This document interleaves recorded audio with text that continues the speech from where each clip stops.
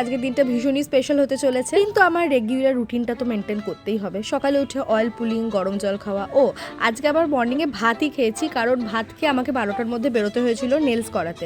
রাস্তায় ডাব পেয়েছিলাম, ডাবের জলও খেয়েছি। আর যে আমার নেলস করাচ্ছিল সে একদমই নতুন, তার আজকে পরীক্ষা ছিল। দুপুরে কিছু খাবার জুটবে না ভেবে বাড়ি থেকে যোগা বার নিয়ে গিয়েছিলাম, একটা যোগা বার একটা মিলের সময়। আর এই যে কৃষ্ণা আন্টি, ওনারই স্টুডেন্ট আমার নেলসটা করেছে। কৃষ্ণেন্দুর মিও মোড়ে স্ট্রবেরি কেক খুব পছন্দ, তাই কেকটা আগেই অর্ডার করে এসেছিলাম। আর আমি মায়ের মন্দিরে আসতে দেখে দিদি বললো এই ক্যাডবেরিটা মাকে দিয়ে দিতে। Happy birthday.